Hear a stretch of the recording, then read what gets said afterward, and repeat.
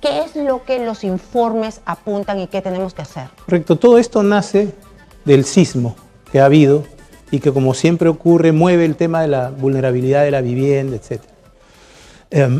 Lo que hay que decir es que los gobiernos desde hace ya mucho tiempo priorizan el agua y no la vivienda.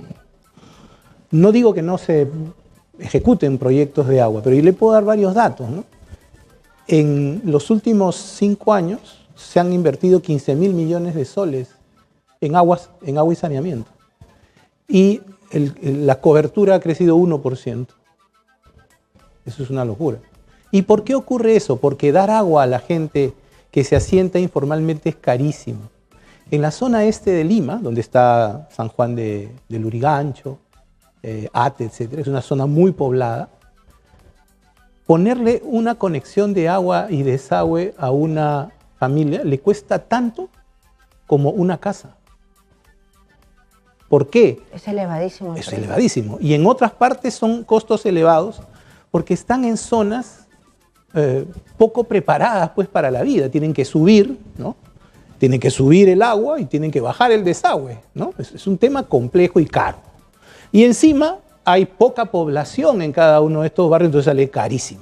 Pero no sería, yo no soy ingeniera ni arquitecta, mucho menos constructoras, no, ustedes engloban a todos estos profesionales, pero uno piensa medio segundo y dice, ¿no saldría más barato y además más económico para la ciudad y fortalecernos como ciudad en el crecimiento ordenado, que es lo que busca Lima, sí, hacer complejos habitacionales? Sin duda alguna. Ya se han probado durante los 20 años que tiene la política de vivienda que es factible hacer. Hemos tenido proyectos muy grandes en La Pólvora, ahora en el RIMAC, en el antiguo aeropuerto de Coyique. Y hay muchos espacios. ¿Y sabe qué? El Perú tiene una ventaja, la expansión, que es donde se puede organizar esta nueva población. La gran mayoría de terrenos son del Estado y otra parte de las comunidades campesinas. ¿Qué es lo que está pasando ahora? Se invaden.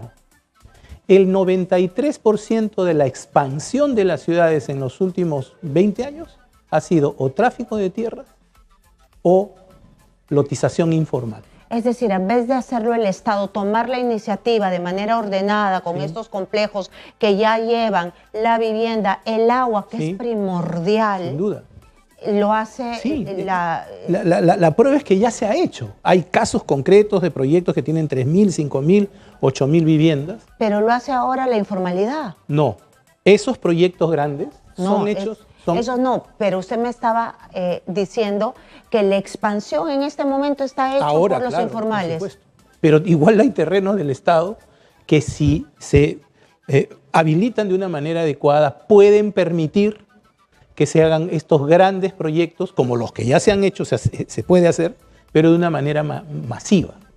Hay espacio en Lima metropolitana, en la zona norte de Lima, en la zona de Ancón, que ahora es casi un centro, porque tiene el aeropuerto por un lado y el puerto de Chancay. Ahí se pueden construir 120.000 viviendas. Eso va a ser, en realidad, un polo de desarrollo, porque usted acaba de decir que tiene a Chancay, ahora están construyendo un nuevo puente, va a estar eso preparadísimo. Seguro. Y tienen el aeropuerto. De acuerdo. Y en la zona sur de Lima, en las áreas de expansión, en lo que eran los antiguos distritos balnearios, ¿no? Punta Negra, Punta Hermosa, etcétera, ¿no? Eso está ocupado hasta la carretera panamericana con vivienda pues, de balneario. Pero de ahí hasta el cerro, que ya ni se ve desde la carretera, todo eso también se puede explorar para hacer una ciudad que funcione. Lo que pasa es que no hay una organización dentro del Estado que pueda hacer este trabajo. Y nosotros hemos propuesto que haya una entidad, un operador público de suelo que pueda hacer ese trabajo, como hay en otros países. No es un invento de Capeco ni de nadie aquí, porque lo que hay que hacer es cuidar el suelo, que además es de todos, el del Estado es de todos, para generar este beneficio. Y lo mismo pasa en las ciudades del interior. Hay muchos terrenos del Estado que no se utilizan. Pero además, usted entenderá que si se hace una gran inversión en un terreno del Estado, también privados podrían desarrollar proyectos sobre terrenos, por ejemplo, de las comunidades campesinas. Las comunidades campesinas no pueden enajenar formalmente su propiedad, están prohibidos, pero lo hacen informalmente. Y por eso es que hay estas lotizaciones. Entonces, hay capacidad, hay instrumentos, lo que necesitamos fundamentalmente es, primero, una voluntad política, ¿no? Y segundo, un nivel de gobernanza importante. Nosotros decimos que este operador público de suelo debería ser el fondo Mi Vivienda de la oferta y tener un nivel de excelencia. Inclusive proponemos que crear esta entidad tenga el apoyo y ojalá el accionariado de entidades multilaterales como el Banco Mundial, como el BID, que tienen experiencia en este tipo de proyectos en todo el mundo. Claro, y recordando un poco la historia, recuerdo, y si no soy exacta, usted corríjame, creo que fue en la época de Toledo, sí, que se hizo el Fondo Mi Vivienda y que fue un boom. Después de eso, ¿ha seguido siendo un boom la vivienda o no? A ver, en honor a la verdad, el Fondo Mi Vivienda se creó en la época de Fujimori, pero cuando el gobierno de Fujimori estaba en el poder no se colocaron créditos. Efectivamente, durante el gobierno de Toledo, debo decir que yo estuve también ahí, se fortaleció el Fondo Mi Vivienda. Pero miren una cosa que es interesante. Sin subsidios del Estado es imposible darle viviendas a... En los últimos 5 años, ¿usted sabe cuál es el nivel de ejecución de esos subsidios? 100%. Es uno de los pocos proyectos del Estado que tiene una eficiencia en la ejecución. ¿Por qué? Porque hay más de 1000 empresas y entidades técnicas que están luchando por esos recursos. Pero entonces falta dinero para darle a la gente porque somos un país sin propietarios. A ver, somos un país en donde la propiedad se formaliza, ¿no? Primero invado y luego el Estado reconoce que perdió y aquí está tu título y después te pone el agua a esos precios que hemos mencionado. Pero es interesante lo que mencionas. El Estado deja de invertir más o menos 18.000 millones de soles todos los años. ¿Por qué? Porque no tiene capacidad, porque paran los proyectos por corrupción y por todo lo que sabemos. De acuerdo, en la bolsa global. Así es. 18.000 millones. Si nosotros destináramos el 20% de lo que no se gasta, podríamos producir 180.000 viviendas y no 60.000. Y la gente lo necesita porque ahora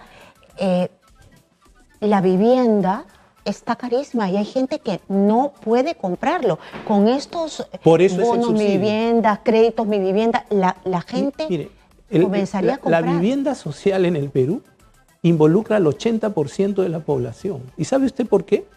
Porque el 80% de la población tiene ingresos no formales. Entonces va a un banco a solicitar un crédito y es muy complicado. El Estado otorga cierta garantía y también subsidio que permite reducir las cuotas. Ese es un principio que no hay que, digamos, perder, ¿no? Pero es el 80% de la población la que necesita. Claro, si el 80% es informal, ¿cómo van a hacer para pararse frente al banco y decirle quiero el crédito? Ahí hay 3 cosas que son interesantes. Primero, hay programas que permiten a estas personas que no pueden acreditar ingresos formales ahorrar durante cierto tiempo para demostrar que tiene voluntad de ahorro y para completar su cuota inicial. Con la garantía y el subsidio del Estado, los bancos están más dispuestos a entregar estos créditos. El Estado actúa como un disparador de inversión. Es el mejor modelo, ¿no? Porque el Estado no es el que invierte, porque ahí vienen todos los problemas que hemos mencionado. Acá se beneficia al poblador. El subsidio es de la familia, no le entrega subsidio a la empresa. Pero eso se demostró en la época de Toledo. Yo recuerdo las noticias donde el presidente iba con su llave y le entregaba las llaves a grupos enormes de beneficiarios. Y esto se hacía masivamente. Así es. Y había como escalas para los más pobres, escalas clase media. Techo propio, Mi Vivienda, etc. Pero se paralizó en una época. Bueno, se paraliza porque te quedas sin recursos. Y eso pasa frecuentemente. Ah, no, se acabaron los recursos. Pero ¿por qué no se ve ahora esa ejecución que se veía en la época de Toledo? En honor a la verdad se produce más. Cuando nosotros estábamos en el gobierno producíamos 25.000 viviendas por año. Hoy se producen 60. Pero el problema ¿se es que necesita más? 200.000. Eso es lo que pasa. Y entonces, pero lo que es interesante es que hay capacidad digamos, de la industria para hacerlo y voluntad de la gente que te compra una vivienda, no se la regalas, ¿no? Le das un subsidio, pero tiene que pagar su crédito. Acá la gente, lo que me he dado cuenta del peruano, es que no quiere que le regales, quiere trabajar y quiere su cuota, pues, ¿no? Sí, sí. Pero necesita de esta clase de créditos porque regreso a la época de Toledo, que podrá ser un corrupto, está en la cárcel, todo, pero ese programa que de repente él ni sabía porque estaba tomando y estaba borracho, pero ese programa dio resultado. Un montón de gente se benefició. Sí. Yo diría que hubo un equipo que primero lideró el ministro Bruce y luego el ministro Rudecindo Vega. Ah, ministro Bruce sí, y Rudecindo Vega. Claro. Ellos fueron los ministros en los 5 años. Continuidad es un tema importante también, ¿no? Y segundo fue el mismo equipo técnico. Yo, por ejemplo, fui director de vivienda, a los 2 años viceministro de vivienda y luego presidente del Fondo de Vivienda. Entonces había una continuidad de la política. ¿Y qué es cuál es la diferencia que hace que en ese momento se vio como un boom de la vivienda? Tanto, le repito, el boom porque los periódicos, los noticieros hablaban del boom inmobiliario y ahora no. Sí. Bueno, era un poco exageración también eso del boom, pero ahí están las cifras. Pero la gente y compraba. Se produjeron. Y también estábamos en otro momento económico de la gente, porque ahora la gente está de verdad con problemas hasta para ir al mercado. Mire, pero la vivienda es una garantía para las personas que tienen ingresos. El día que se queden sin ingresos, pueden alquilar la vivienda, pueden venderla. Pero ¿cómo se hace para que eso vuelva a ser que vuelva a tener un empuje? Porque la casa, el departamento, está carísimo en el mercado. Sí. Es que no hay suelo. O sea, el suelo se lo llevan los traficantes de tierra. Es un principio elemental. Si el suelo se baja, si se retira del mercado, sube el precio del suelo.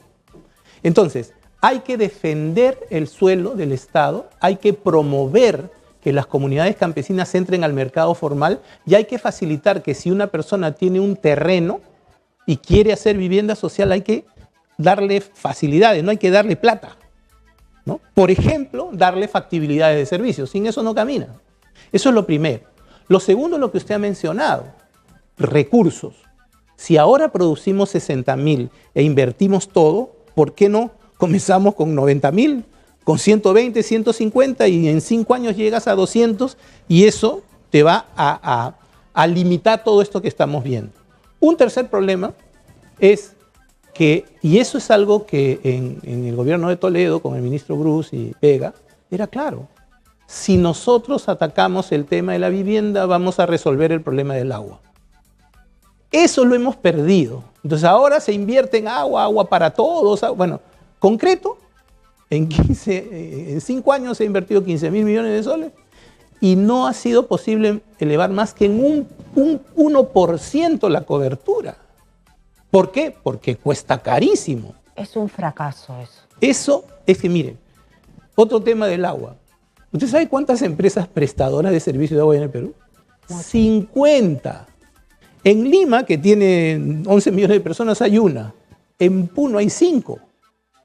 ¿Por qué? Porque no se... Y además, todo el agua viene del agua, o sea, comparten una misma cuenca. Eso tiene que cambiarse. Tiene que reducirse el número de empresas, tiene que cambiarse el modelo de gerencia. ¿Por qué? Porque los directores de estas organizaciones, de estas empresas, son las municipalidades. Y los alcaldes no tienen ningún incentivo para que la gente pague lo que cuesta dar el servicio. En todas las ciudades del Perú, lo que nosotros pagamos por tarifa no alcanza para recuperar las inversiones, para hacer los mantenimientos, etc. Hay lugares en el Perú en donde se cobra el 10% de lo que se debería. ¿Qué es lo que proponemos nosotros? Pues dicen, no, si tú subes la tarifa, hay mucha gente que se queda sin agua. Bueno, a la gente que tiene necesidades, igual que en la vivienda le das un subsidio. Pero ¿por qué a mí me subsidian? Yo no he pedido que me subsidien el agua. Es más, yo estaría dispuesto a que me pongan una tarifa un poco mayor para que yo le pueda dar agua a alguien que no tiene. O sea, es simplemente en el caso del agua, primero dar prioridad a un modelo que lo único que hace es reventar todo el sistema. Y segundo, lo que sí te puede resolver el problema está condicionado, ¿no?, a esto. Entonces, voluntad política es un tema fundamental. Necesario para esto, y además que ya está demostrado en el tiempo que ha funcionado. Sin duda. Muy bien, ha quedado clarísimo. Muchísimas gracias.